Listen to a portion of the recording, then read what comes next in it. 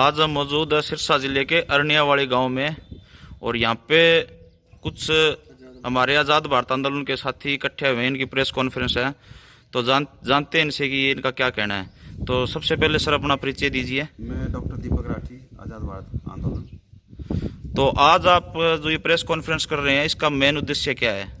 इसका मेन उद्देश्य के अखबार के माध्यम से जनता को बताना कि WTO WHO जिस पे भारत ने साइन किए थे 1994 में, वो भारत की गुलामी का दस्तावेज है और जब तक भारत उससे बाहर नहीं निकलेगा तो किसानों का, व्यापारी का, मजदूर का ये हाल होने वाला है। क्योंकि WTO में ऐसी ऐसी शर्तें हैं जिसके तहत भारत का किसान बेचारा बद से बदतर होता जाएगा। उसमें सीधा सीधा सबसे पहले और सबसे जो नुकसानदेह शर्त है कि जो सब्सिडी किसानों को मिल रही है वो सरकार ख़त्म करे। अगर सरकार वो ख़त्म करेगी तो बाहर से सस्ता माल आएगा और भारत के किसानों का माल है ना महंगा होगा और उसमें भारत के किसानों को कंज्यूमर नहीं मिल पाएंगे, जो सीधा सीधा बेचारे किसानों को बहुत नुकसानदेह होने वाला है। तो आज जिस तरह आप WTO की बात कर रहे हो तो आपका सीधा सीधा कहना है कि ये जो निजी कंपनियां जो भारत के अंदर आज आई हुई है सब WTO की मेहरबानी है? हाँ, सारी WTO की है। मॉन्सेंटो, कारगिल, एक्वाफिना, किनले जो पानी भी बेच रही हैं। अब आप वैसे तो UNO में देखो कि सबको ड्रिंकिंग वाटर साफ़ दिया जाएगा, लेकिन जब दुनिया को ना ड्रिंकिंग वाटर साफ़ दिया जाएगा तो पानी की कंपनियां क्यों आ रही हैं? अब किनले इंटरनेशनल ब्रांड है और पूरी दुनिया में पानी बेचता है। कोका कोला का है शायद, या उसका होगा, पेप्सी कोला का होगा, इन्हीं में से एक है। तो अब आप ये देखो 20 रुपये लीटर हमारा ही पानी हमें बेचा जा रहा है। ये ना कौन सा तुक है? तो ये डॉक्टर साहब का साफ साफ कहना है कि जिस तरह जितनी भी निजी कंपनी आएगी ये नहीं देखेगी हमारे जो जल स्रोत है इनका दहन हो रहा है, और जितने भी हमारे भूमि के अंदर रसायन जो उर्वरक डाले जा रहे हैं ये सिर्फ और सिर्फ निजी कंपनियों को फायदा पहुंचाने के लिए सिर्फ और सिर्फ। हाँ, सीधी बात है। और अब आप किनले का जो है, किनले का टर्नओवर कई लाख करोड़ का है पूरे साल का, और भारत का आप वो देख लो बजट कितना है। तो सीधा सीधा किस लिए? आप पानी से तो पतला दुनिया में कोई चीज़ नहीं है, और हमारे यहाँ तो पानी पिलाना धर्म माना जाता था। यहाँ पे पानी बेचना तो पाप है। यहाँ तो दूध भी नहीं बेचा जाता था। दूध भी आज के हालात में इसलिए बेचा जा रहा है कि उनके पास और कोई धंधा नहीं रहा। तो ये डॉक्टर साहब का कहना है कि ये 14 करोड़ जो हमारे यहाँ भारत के अंदर किसान कर रहे हैं उनकी रोजी रोटी का सवाल है। बिल्कुल रोजी रोटी का सवाल है। उनका नहीं है, बाकियों का भी है। बाकी लोग भी खाएंगे कहाँ से? बिल्कुल डॉक्टर साहब। और अब हमारे साथ ये सुखबीर बिचपड़ी जुड़े हैं। तो सुखबीर जी, आपका क्या कहना है? देखिए, ये जो आंदोलन चलिया हुआ और ये जो 3 कृषि कानून है, ये केवल किसानों को ही नुकसान नहीं पहुंचाएंगे, पूरे के पूरे देश को इनके साथ जमाखोरी बिल भी है। जो खरीद कर खाने वाला लोग है ना, वो जिस तरह से आज आप तेल की बात कर रहे हो, जिस तरह से तेल के दाम बढ़ रहे हैं, तो इसी तरह से इनको मतलब पूंजीपतियों को, कंपनियों को, कॉरपोरेट घरानों को खाद्य पदार्थों की खुली छूट दी गई है जमाखोरी बिल में जमा करने की, कि वो किसानों का तो जिस मर्जी बा खरीदेंगे और उसके बाद में बेचे भी जी मर्जी के, क्योंकि वो तो बहुत बड़े लोग हैं, क्योंकि पैसे पर उनका कंट्रोल है। पैसा उनके हाथ की कठपुतली है, उनके मतलब कागज का टुकड़ा उनके लिए कोई बड़ी बात नहीं। तो वो लोगों को लिए बिल जमा करके बड़े बड़े गोदाम बनाए गए उन लोगों के, और पूरा जो माल वो खाने पीने की चीजों का मतलब किल्लत पैदा कर देंगे, और इस देश को भूख से और पूरी तरह से देश को खत्म करने का उन लोगों का प्लान है, भूख से मारने का प्लान है लोगों को। इस तरह का ये षड्यंत्र है। पूरे देश विरोधी कानून है ये, किसान विरोधी नहीं, देश विरोधी कानून है। देश को गुलाम बनाने वाले, कंपनियों का गुलाम बनाने वाले ये कानून है। ये तो साफ दिख रहा है, क्योंकि जिस तरह ये हमारे जो कानून हमारे ऊपर किसानों के ऊपर लाद दिए गए हैं, इनसे 28 करोड़ परिवारों को जो FCI के द्वारा जो खाद्य सामग्री मिलती है इसका सीधा सीधा असर देखने को मिलेगा। और जिस तरह कोरोना का जो इन्होंने सरकार जो लेके आई, इसके बारे में आपका क्या कहना है? देखिए, कोरोना, ये जो WTO और WHO, ये एक ही थाली के चट्टे बट्टे है। ये मतलब एक ही पूंजीवादी साम्राज्यवादी लोगों की संस्थाएं है, मतलब उनके ये संगठन है। जिस तरह से पहले तो इन्होंने WHO की तरफ से ये बीमारी का फैला कर दहशत कोरोना, मान ले खांसी, जुकाम, बुखार जो हमेशा नॉर्मल होता है, मौसम परिवर्तन में हमेशा होता आया है, और उसी का इन्होंने कोरोना नाम लेके बहुत बड़ा बाजार बनाया गया, बहुत बड़ी मेडिसिन, दवाइयां, और आज ये वैक्सीन बेच रहे हैं।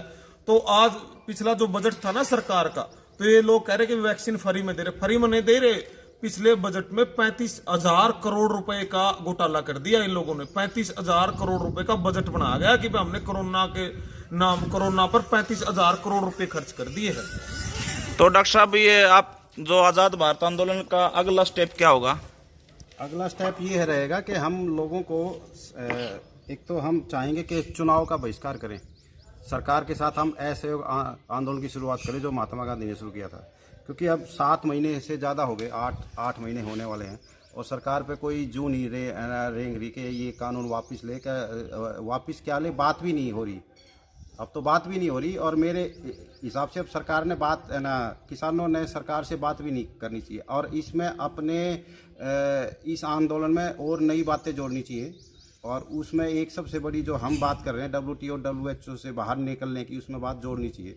और इस बात के लिए हम किसान नेताओं से भी बहुत जल्द मिलने वाले हैं कि इसमें WTO और WHO से बाहर निकलने की बात हो। और एक 5 अगस्त को आपके आंदोलन की तरफ से कुछ खबरें मिल रही हैं, इसमें क्या कुछ कितनी सच्चाई है? 5 अगस्त को हमारा जो है क्रांतिमान पार्क इसार से एक चेतावनी प्रदर्शन है, पैदल मार्च है संसद तक का।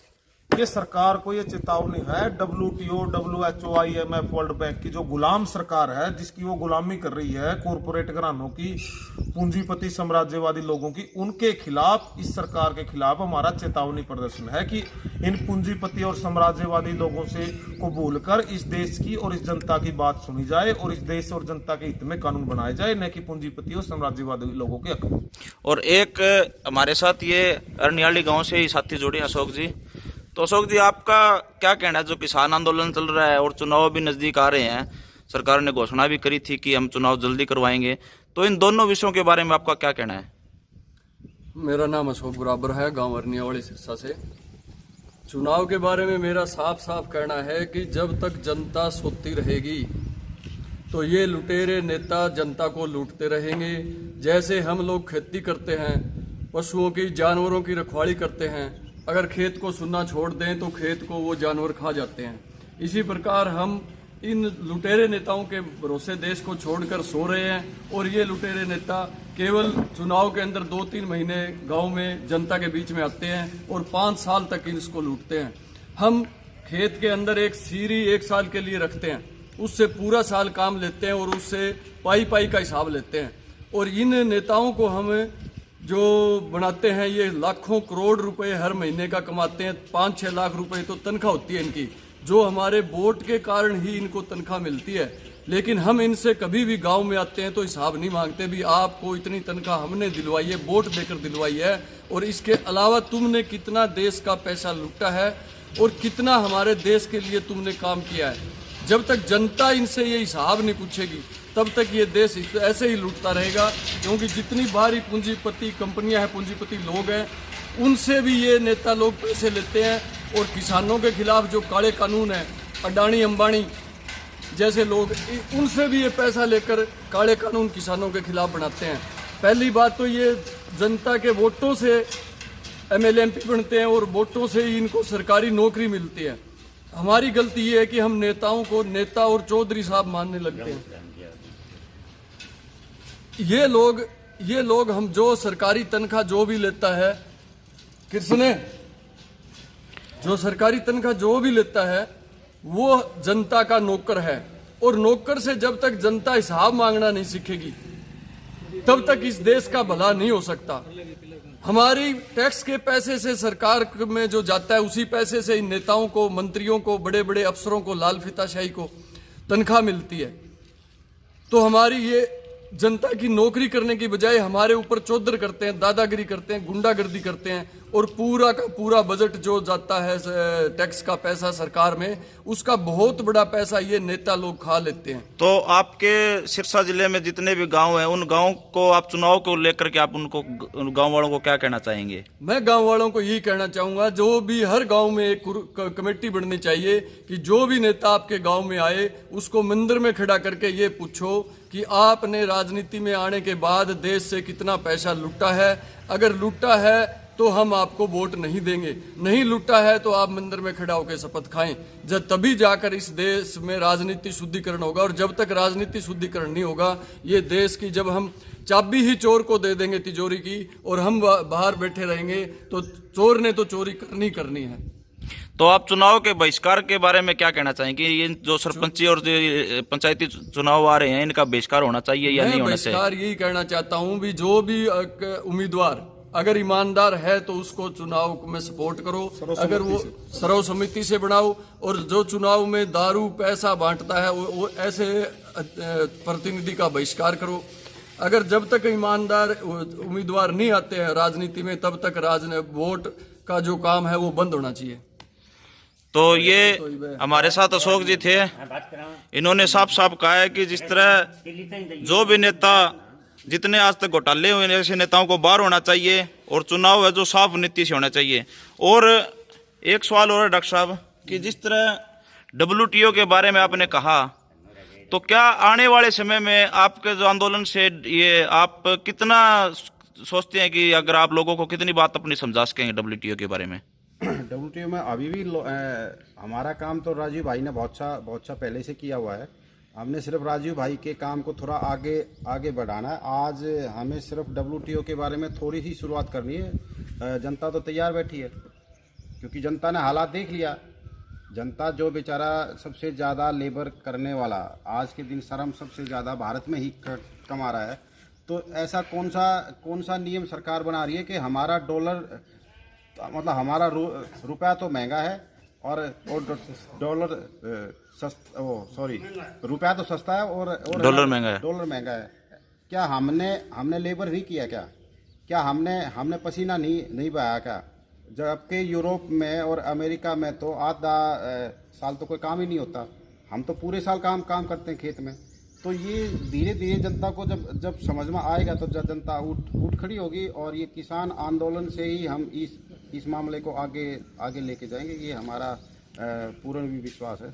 तो ये डॉक्टर साहब का साफ साफ कहना है कि जिस तरह से ये जो काले कानून है, ये भी एक WTO की मेहरबानी है, जिसके अंदर एक ये भी माना जा रहा है कि जिस तरह जब निजी कंपनियां भारत के अंदर आएगी तो उनकी कोई किसी तरह की किसानों के प्रति कोई जवाबदेही नहीं रहेगी। और सुखबीर भाई साहब, ये जो किसान आंदोलन चल रहा है, आज इतने दिनों से चल रहा है, 8 महीने हो गए, तो इसके बारे में क्या लगता है कि कहीं ना कहीं मोर्चा कमजोर हो रहा है या WTO का कितना दबाव माना जा रहा है?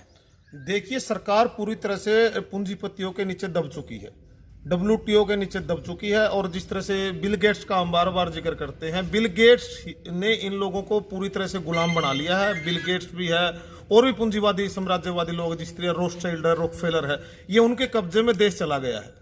और जो मोदी है, अबानी अडानी है, उनके एजेंट के थ्रू मतलब काम कर रहे हैं। देश फिर से गुलाम हो चुका है। अब जो फिलहाल जो स्थिति है वही स्थिति हो चुकी है। अब देश फिर से पूंजीपति और जिस तरह कंपनियों का, पहले अंग्रेजों का गुलाम था, कंपनियों का गुलाम था, तो आज फिर एक बार फिर ये देश कंपनियों का गुलाम हो चुका है। और उसके लिए इस देश की जनता को खड़ा होना पड़ेगा, क्योंकि ये नेता तो देश को, इनको तो बेच दिया है देश को, और ये देश खाली करके चले जाएंगे, विदेशों में रहेंगे। ये इन्होंने क्या लेना यहाँ पर? इन्होंने तो देश का सौदा कर दिया है, पूरी तरह से देश को कंपनियों के हवाले कर दिया है। और अब इस जनता को खड़ा होना होगा और देश को बचाना होगा। इसमें मैं एक और बात कहना चाहूँगा कि किसान जब भी लोन लेने बैंक में जाता है, चाहे वो ट्रैक्टर का लोन ले, चाहे वो बीज का ले या और भी ले, पूरी की पूरी अपनी ज़मीन मॉर्गेज होती है। अभी किसान क्रेडिट कार्ड मिलता है, जो किसान को क्रेडिट कार्ड मिलता है, 1 एकड़ की कीमत लगभग आज के दिन 20-22 लाख है, लेकिन उसको मिलते 2-3 लाख। जबकि अडानी अंबानी को बगैर किसी मॉर्गेज के कई लाख करोड़ का लोन में मिला हुआ है। सरकार किस नीति के तहत उसको देती है? आज के दिन करीबन 5 लाख करोड़ का तो लोन है अडानी पे, और 7 से 8 लाख करोड़ का लोन है अंबानी पे। क्या उन्होंने 4 गुना ज़्यादा अपनी संपत्ति मॉर्गेज की क्या बैंकों के पास? और फिर ये कहेंगे कि है ना, विजय माल्या भाग गया, मेहुल चोकसी भाग गया, या दूसरा नीरव मोदी भाग गया। मतलब हमारा पैसा, हमारी मेहनत का पैसा, ये सारा का सारा पूंजीपतियों को दे रही है। ये सीधे WTO की ही तो ये सारी कारस्तानी है कि जनता को लोन दो, है ना, उसकी मॉर्गेज करके संपत्ति और पूंजीपतियों को फ्री में दे दो। अभी जो उदार पूना वाला भाग गया, उसको 5500 करोड़ का लोन बगैर किसी ब्याज के, जो वापस भी नहीं करना था, उसको दिया था पैसे, और आज वो यहाँ से इंग्लैंड में है, और ना उसने पूरी की पूरी वैक्सीन बनाई, ना वैक्सीन की कोई है ना उसने टेस्टिंग की। और वैक्सीन की जो रिजल्ट आ रहे हैं वो आज आपके सामने हैं कि उसके कितने कितने ज़्यादा नेगेटिव इफ़ेक्ट हैं, और अभी और ज़्यादा आएंगे। अगले जून तक शायद काफ़ी ज़्यादा नेगेटिव इफ़ेक्ट आएंगे। तो ये तो डॉक्टर साहब साफ दिख रहा है कि 8 महीने किसान आंदोलन को चलते हो चुके हैं, और 8 महीनों के अंदर अगर सरकार नहीं झुक रही है तो मतलब कि सरकार के ऊपर कहीं ना कहीं ऊपर से दबाव है। और वो दबाव भी यही है कि 1995 का जो समझौता है WTO का, वो WTO ही सरकार के प्रति मतलब इतना ज़्यादा दबाव दे रहा है कि सरकार झुकने को तैयार नहीं है। हाँ, इसमें अभी किसान को ये भी बात करनी चाहिए, जैसे किसान पीछे गए, ममता को जिताने गए, ना तो ममता ने किसानों को बुलाया, ना ममता से अपील की, किसानों से अपील की कि आप यहाँ आओ, ना उसके बाद जीतने के बाद ममता ने एक वर्ड बोला कि किसानों को धन्यवाद ही नहीं किया। तो ये मैं आपके माध्यम से मैं किसानों से ये पूछना चाहता हूँ कि मान लिया बीजेपी को हरा दिया, तो वो जिस पार्टी को लेके आएंगे या जिसको जिताएंगे, क्या वो कानून ये वापस ले लेगी? क्योंकि मुझे तो लगता नहीं कि कोई भी पार्टी सत्ता में आएगी वो कानून वापस लेगी, क्योंकि जितने भी आप पिछला इतिहास उठा लो, बिल गेट्स किसी ने किसी से तो मिला है। इवन जिस जगह हम यहाँ बैठे हैं ना, बिल गेट्स चौटाला से भी मिला है। आप ना गूगल पे सर्च करोगे तो बिल गेट्स अमेठी में भी गया है राहुल के साथ, बिल गेट्स अखिलेश से भी मिला है, बिल गेट्स नीतीश से भी मिला है, बिल गेट्स लालू से भी मिला है। मतलब ऐसी कोई पार्टी नहीं है जो सत्ता में रही और जिससे बिल गेट्स ना मिला हो। तो वो तो सारे के सारे चोर हैं, और मुझे तो लगता नहीं कि कोई नई पार्टी आएगी वो भी ये कानून वापस लेगी, क्योंकि अभी तक जहाँ तक मेरा मानना है किसी भी राजनीतिक पार्टी ने किसान आंदोलन का कोई बहुत ज़्यादा समर्थन नहीं दिया है। हाँ, यहाँ से शायद अभय ने कुछ वहाँ देवीलाल हॉस्पिटल तो बनाया, वो भी सिर्फ अपनी राजनीतिक रोटियाँ सेकने के लिए। क्यों जी, ऐसे कुछ है ना, व्यक्तिगत ये है। तो ये हमारे साथ आज़ाद भारत आंदोलन के साथी थे, और इन्होंने साफ साफ कहा कि 5 अगस्त का एक इनका कार्यक्रम है जो कि सरकार को चेतावनी देने जाएंगे, और हिसार के क्रांतिमान पार्क से वो 5 अगस्त का प्रोग्राम है पैदल मार्च का। तो ठीक है जी, ठीक है जी, धन्यवाद।